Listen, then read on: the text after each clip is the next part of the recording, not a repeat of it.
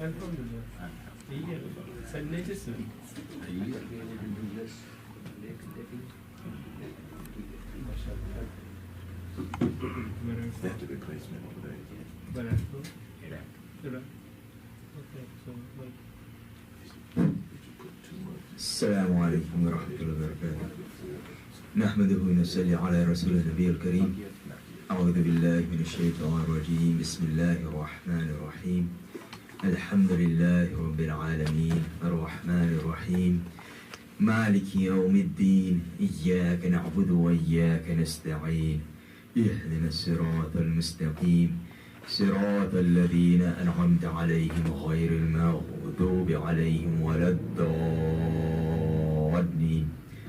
آمين. قال الله تعالى في شان حبيبه إن الله وملائكته يصلون على النبي يا أيها الذين آمنوا صلوا عليه وسلموا تسليما. اللهم صل على سيدنا مولانا محمد وعلى آله صل على سيدنا مولانا محمد صلاة تنجينا بها من جميع الأحوال والآفات وتقضي لنا بها جميع الحاجات وتطهرنا بها من جميع السيئات وترفعنا بها عندك على الدرجات وتبلغنا بها أقصى الغايات من جميع الخيرات في الحياة وبعد الممات إنك على كل شيء قدير. صلاة والسلام عليك يا سيدي يا رسول الله صلى الله عليه وسلم.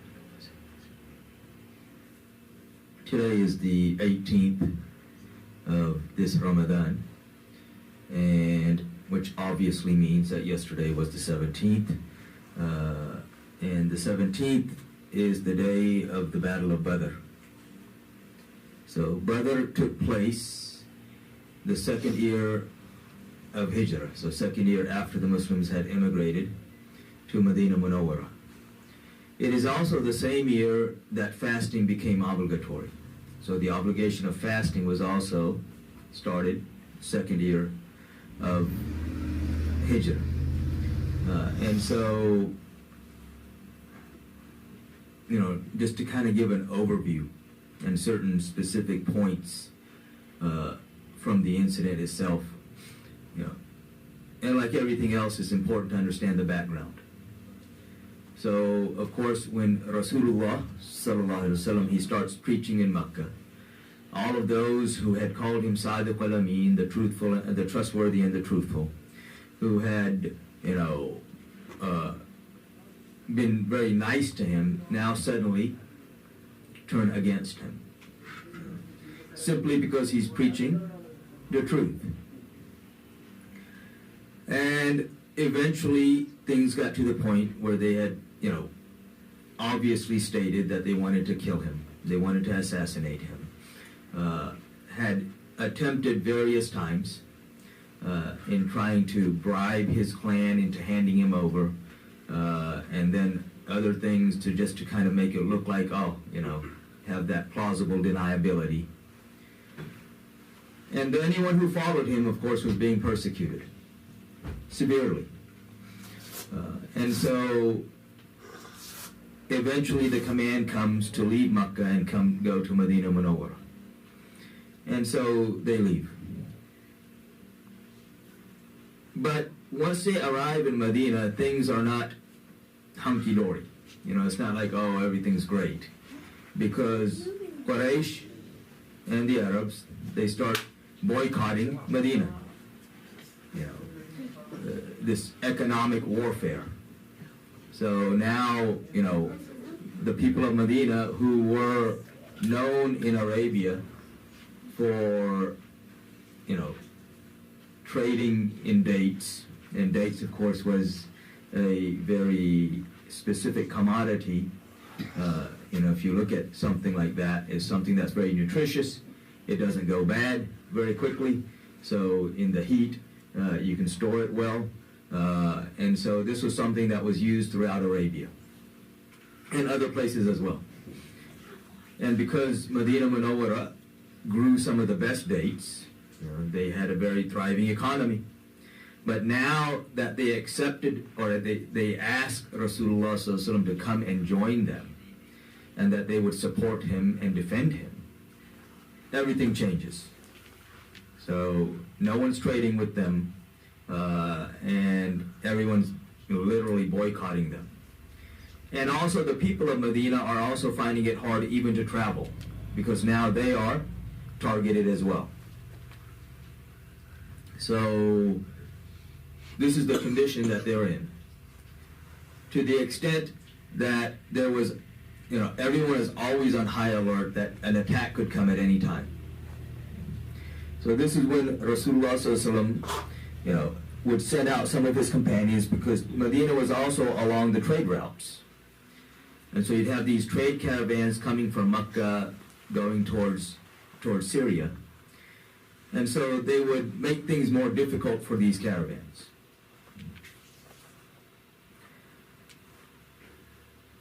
Because part of the objective of the caravans, other than to make their owners wealthy, at this point for the people of Mecca was also to acquire enough arms to come and raid Medina, to put an end to all of this.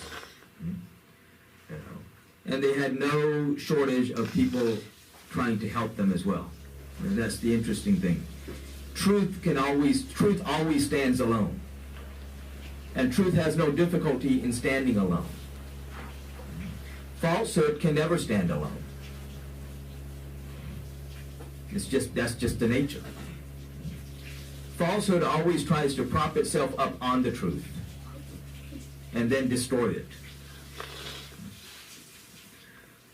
And so, in the second year of Hijrah, this major caravan from Quraysh is headed back from Sham. And this was the caravan that was going to allow them to acquire enough goods to come and attack Medina and try to kill Rasulullah sallallahu alaihi wasallam and also kill all of the Muslims. And so Rasulullah sallallahu alaihi wasallam gathered, his companions, and the intention is to go and stop this caravan. Abu Sufyan, who is the head of the caravan, he realizes what's going on. He's on high alert as well, because he knows that he's going to be coming next to the area where Rasulullah sallallahu alaihi wasallam is. So he sends word to Quraysh that the caravan's been attacked and all of the goods have been destroyed and everyone's wealth is lost, even though nothing has happened yet. Because he wants a quick response from Quraysh. So as Rasulullah sallallahu alaihi wasallam is leaving Medina to go and try to stop this caravan, Abu Sufyan is evading him, sent this message, and now Quraysh immediately, gather everyone they can quickly and come rushing. The Muslims had left Medina with the intention of stopping a caravan. They weren't out to fight a war. The people of Quraysh, of course, are coming for war, and not just any war, a war to annihilate the Muslims completely. Again, their mindset is, let's just put an end to this. We've had enough of it. This man, sallallahu alaihi wasallam, has been a thorn in our side. We can't. The wording, just like the wording today, is he's a threat to our way of life.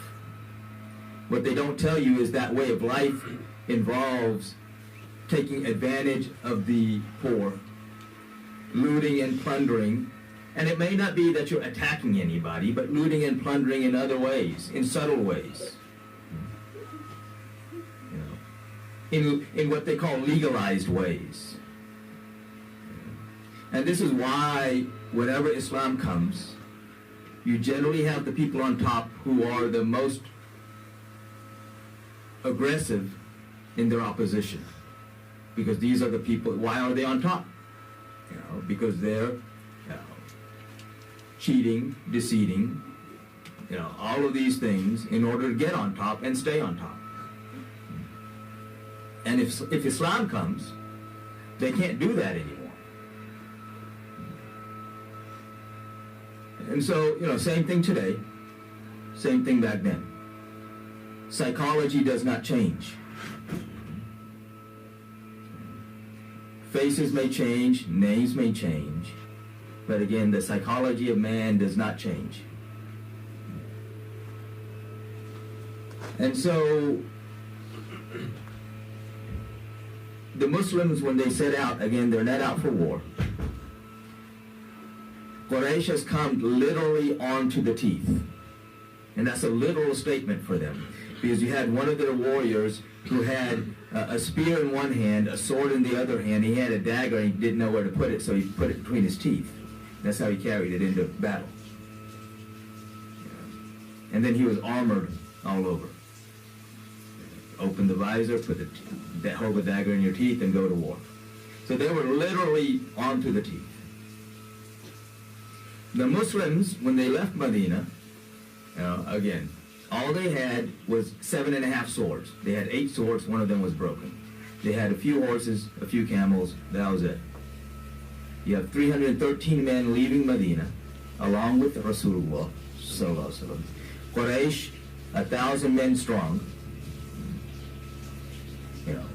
Plenty of horses, plenty of camels. War, fighting is no issue for them. When the Muslims realize that, the caravan has slipped away, and now this army of Quraysh is upon us. So, Rasulullah sallallahu alaihi wasallam, he asked the companions, this is the night before, or actually the day before. He asked them, he says, what do you say about this?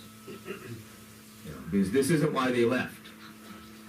In their minds, they were simply going to stop a caravan. So what do you say? So you have 3 of the Muhajir, those who had come with Rasulullah sallallahu alaihi wasallam, all of them got up and say, Ya Rasulullah sallallahu alaihi wasallam, Abu Bakr, Umar, and Miqdad, radiallahu anhum. They said, Ya Rasulullah, do whatever you want, we're with you. And then he said, and he asked again. And when he finally asked again, one of the Ansar, he stands up. Sa'ad bin Ubadah, radiallahu anhu. And he says, Ya Rasulullah, you mean us.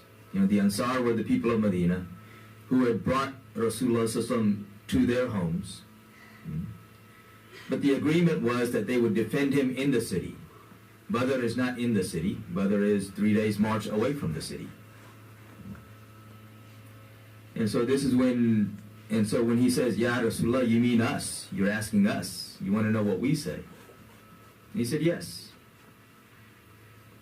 And so he says, Ya Rasulullah, sallallahu alaihi wasallam, we are not like other people. Like the people who told Musa alayhi salam that you and your Lord go and fight. We have accepted you. We have accepted your way. And we are willing to accept everything that comes with that. He says, even if you order us to go and run into the sea, and for, against the waves, and for a desert Arab, this is, Medina is not close to the coast. It's inside. So for a desert Arab to talk about going into the sea, it's a big deal. He says, even if you order us to go into the waves in the sea, because there is no coming back if you do that. He says, we will follow you. We will obey your command. And we pray that Allah subhanahu wa ta'ala allow us to show you tomorrow what will please you.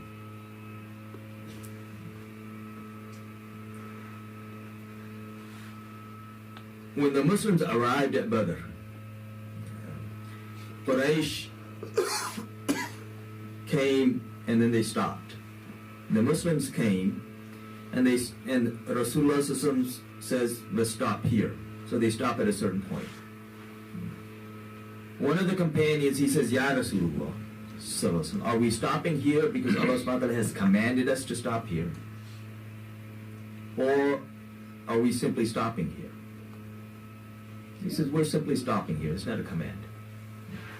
He says, then my suggestion is that we move forward and take control of the wells, because the wells were slightly ahead. We take control of the wells, and then that way we have control of the water. So Rasulullah says, good. So this is what they did.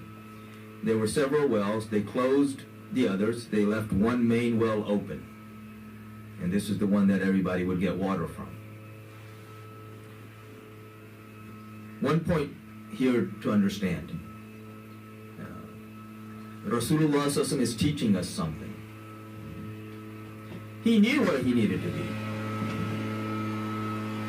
But he's teaching us how a leader should listen to the advice of those beneath him, or those who are following him. And he's also teaching us, through that companion, how to give advice. You know, the advice was very polite, very calm. He said, don't you know, we could have just stopped ahead. No. He knows who he's speaking to. And Rasulullah doesn't tell him, look, I'm the leader, I will decide. He accepts the advice. Again, not because he didn't know where he needed to be. He knew. But he's teaching us these lessons. When they take control of the well, you would think that they wouldn't allow anybody else to drink the water or to have any of the water, which is exactly the opposite. This is Rahmatul Alameen, the mercy to all of creation. So when the Quraysh came and asked for water, he gave them permission to take the water.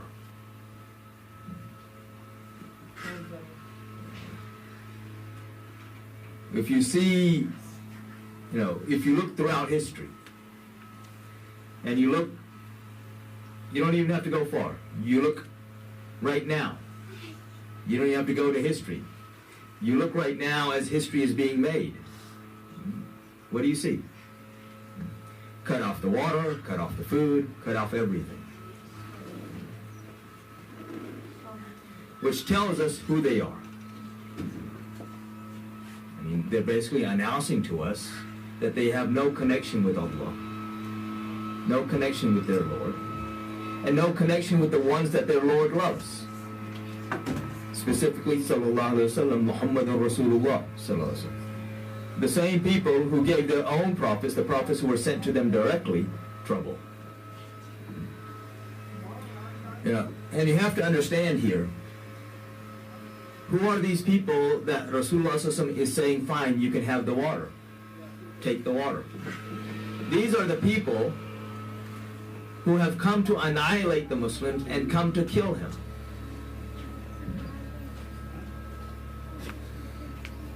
And yet, he allows them to have water.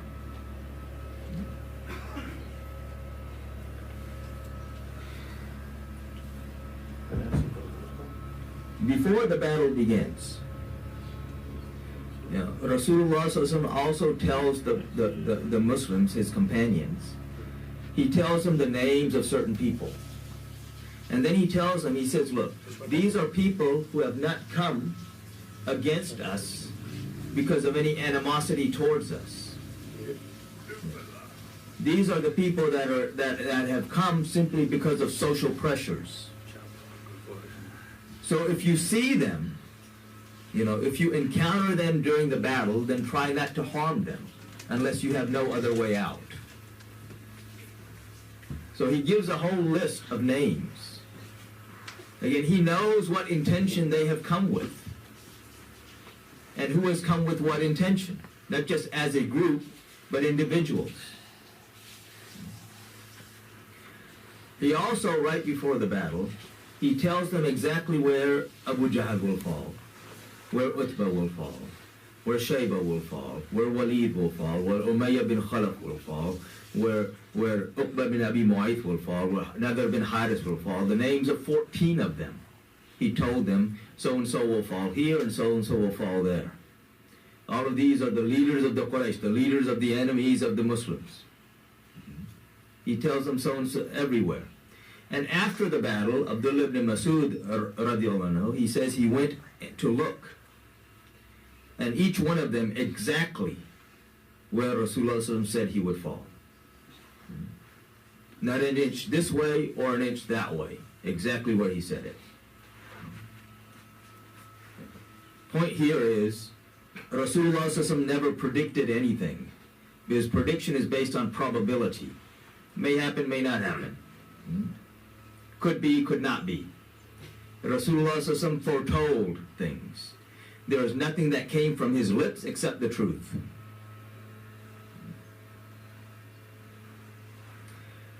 And right before the battle, he also, Utbah bin Rabi, he's one of their leaders of the Quraysh. He's what you would consider a moderate. His son is Muslim, so his son is in the army of Rasulullah sallallahu alaihi wasallam. He himself, is aligned with all of these enemies of Rasulullah sallallahu alaihi wasallam. But there were times where he showed some moderation. So again, from a moderate standpoint, he was a moderate. He wasn't a hardliner like Abu Jahl. So he's riding on his red camel. They're getting ready for the battle. And Rasulullah, he says to his companions, he says that all of the good that is within them lies in the man that is on the red camel. And if they listen to him, then they will all be safe. So he's the one right before the battle. He says, look, I am the ally of Amr bin Hadrami. Amr bin Hadrami was a person who was killed in one of the raids. So the Quraysh, they were using this as an excuse. Oh, we got to go and kill them all against the Muslims. So he makes the announcement, he says, look, I am the ally of Amr bin Hadrami, and so I will pay his blood money, and we don't have to fight. We can all leave. We can go back home safe. And so when the people, they said, that's a good idea. Let's do that. So most of the people were for this. If you took a vote, majority were saying, yes, let's agree to this. Abu Jahl, when he hears this, he comes forward and he says, this man, he's just scared. He's afraid, because his son is on the other side and maybe something will happen to his son. And he's just a coward.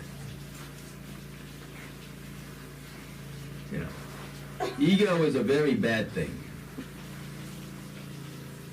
If you look at the crime of Shaitan, when he refused to prostrate to Adam alayhi salam, what did he say when Allah subhanahu wa ta'ala asked him that what prevented you from prostrating when I commanded it? He says, Ana khayrun min. I am better than him. Ego and arrogance, they're go hand in hand. And so when someone's ego gets stroked, they do things that they normally wouldn't. So this same man who was the moderate, who 2 minutes before is saying, look, let's just, don't do it, no fighting, I'll take care of it, and we can all go home safely. And they can go back to Medina safely, so no one will get harmed. Now this same man says, I'm not afraid, let me show you. He's the first one to run out into the field asking for a duel. And again, this is the same thing we see today. Those voices that we think are voices of moderation, when their egos get stroked, there is no moderation. It's just, they're just out there.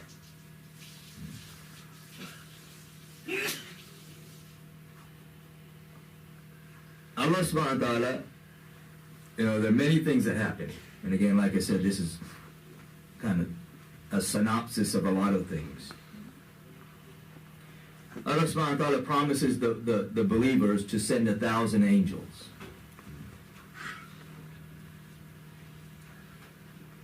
But he sends 5,000. the promise was simply to kind of calm the hearts.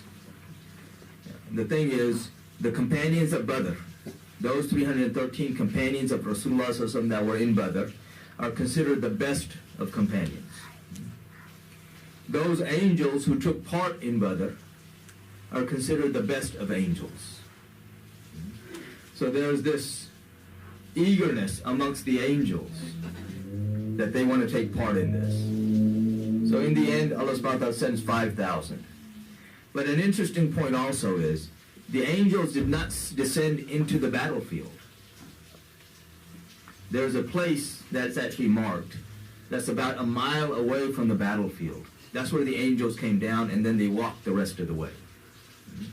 This was out of adab, out of respect for Rasulullah sallallahu alaihi wasallam and those with him, that their feet would not be above them. So they came down a mile away, and then they walked the rest of the way.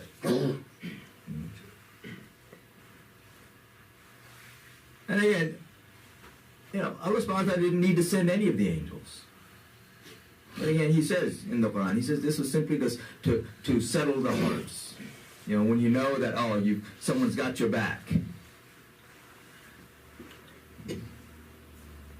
In the end, we know 70 of the leaders of Quraysh are killed. And they all fled. Quraysh flees. So you have 1,000 battle-ready men going up against 313 who barely have any arms. And because of the help of Allah, which is what we should always be looking for, those 313 who are ill-equipped overwhelm. Not just defeat, but overwhelm the opposition. And so, again, 70 of them were killed. 14 of the Muslims were martyred. 70 of their people were captured. And again, Rasulullah is Rahmatul lil Alameen. He is mercy to all of creation. How does he deal with the captives? They were fed well. He distributed, as they're coming back to Medina, he put certain people in charge of certain men or certain captives. He made sure, the command was treat them well. So you literally had companions of Rasulullah sallallahu alaihi wasallam giving their food to the captives and not eating themselves, because Rasulullah said treat them well.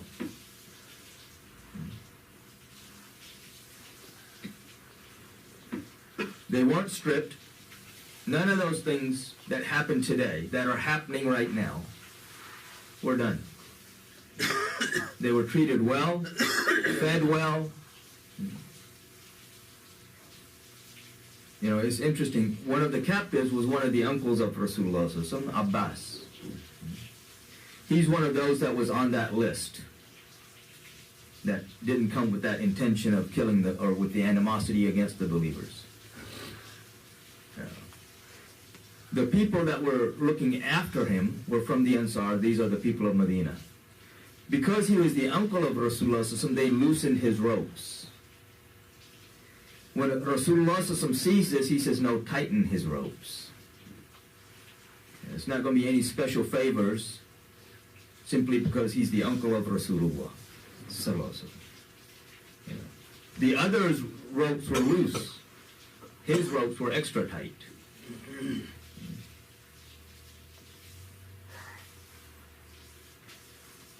So all of this, and eventually many of the captives, would become Muslim. And some of them waited until after they were released. Because the agreement eventually, because some people were suggesting, well, kill them all. These are the people that have come to kill us, let's just kill them all. Some people suggested, let's just, keep them as slaves. The suggestion that Rasulullah accepts is, take a ransom, and then free them. But the ransom wasn't the same for each one. Those who could read and write, their ransom was that they would teach 10 Muslims how to read and write, and then they would be freed. Those who were poor, the ransom was much less. And in some situations, there was no ransom. It was simply an agreement that you never come and fight against us again. Those who were wealthy, including the uncle of Rasulullah Sallallahu Alaihi Wasallam, Abbas, the one who's, I was talking about the robes, his ransom was very high.